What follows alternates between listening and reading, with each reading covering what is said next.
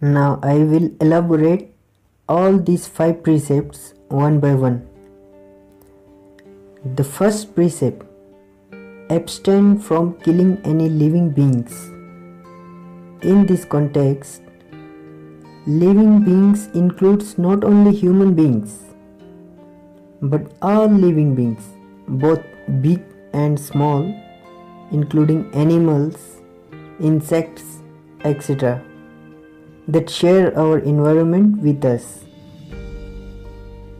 In addition to killing, any form of harming, injuring, torturing and ill-treating a living being is also included in the spirit of this precept. Destruction of a life while carrying out one's professional activities as well as in sporting activities for enjoyments or competitions like hunting, fishing, etc. may also be included within this precept. The intention is an important factor in carrying out an act of killing, which can be done by a person directly through one's own bodily actions or indirectly by giving instructions or commands to others to carry out that act of killing. The 3 roots of unwholesome actions of greed, hatred and delusion may give rise to the action of killing either separately or in combination with each other. While killing rooted in hatred is considered more serious than killing rooted in greed. Now the second precept, that is, abstain from stealing.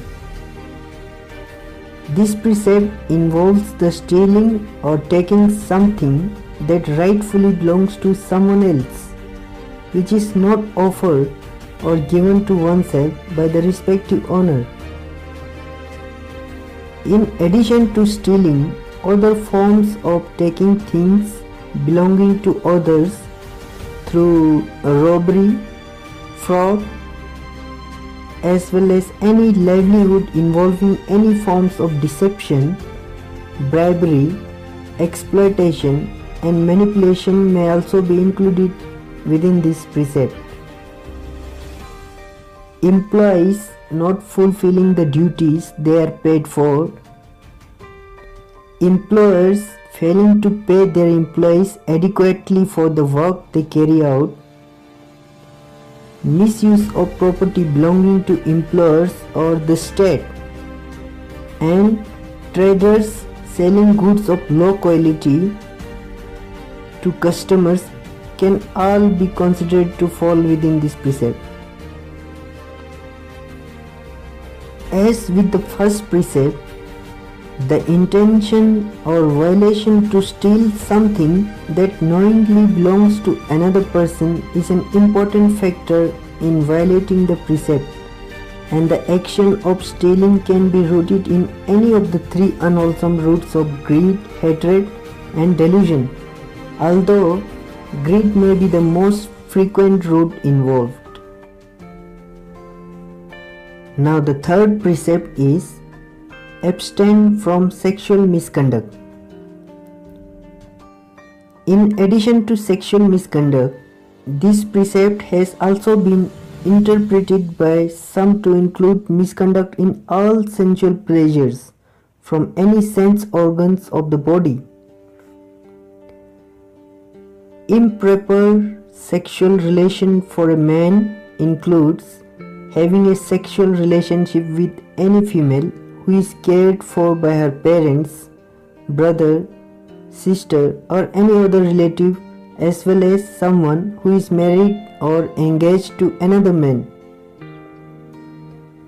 Sexual relationships with any close relative, which may be prohibited by tradition, and with religious nuns are also included within this precept. Now, improper sexual relations for a woman include a sexual relationship with a man with whom it is forbidden to engage in sexual activities, either by tradition or based on religious grounds.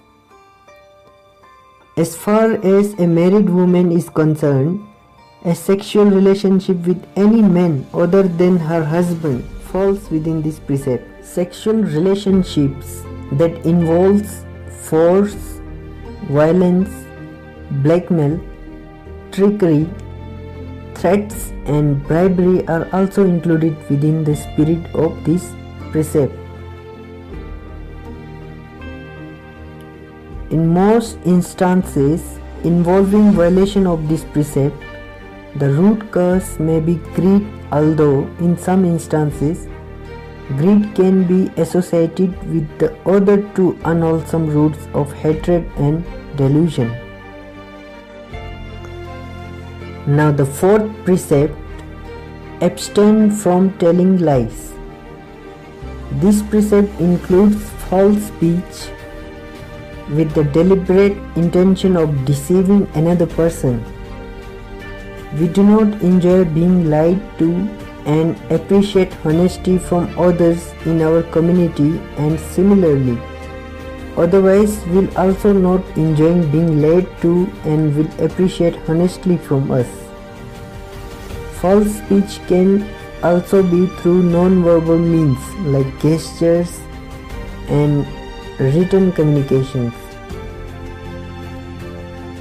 The root cause of violating this precept through false speech can be any of the three unwholesome roots of greed, hatred and delusion, either separately or in combination with other factors. Now the fifth precept is abstain from alcoholic intoxicants. The substances included within this precept may include fermented alcohols like beer, wine and cider, distilled alcohols like whiskey, brandy, vodka, arak and rum, and intoxicating drugs such as marijuana, cocaine, heroin, opium and many other such substances. Alcohol and other intoxicants can cause disturbance in consciousness, senses, attention, perception, mental and physical self-control and lead to heedlessness. A significant aspect of this precept is that one who violates this precept is capable of violating the other four precepts as well. The root cause for violating this precept are mainly greed and delusion. And it should be noted that taking alcohol or other intoxicants contained in medication for medical purposes doesn't amount to violation of the precept. Now, considering the fact that in all five precepts, one is expected to undertake to abstain from performing certain physical and verbal actions, one may wonder whether the precept presupposes that those who observe them carry out only negative behaviors rather than any positive behavior. However, this is not the case, as each precept has both a negative and a positive aspect, and while it can be difficult to produce strict guidelines regarding abstract qualities like compassion, goodwill, generosity, honesty and contentment, it is much easier to develop them once their negative counterparts are controlled.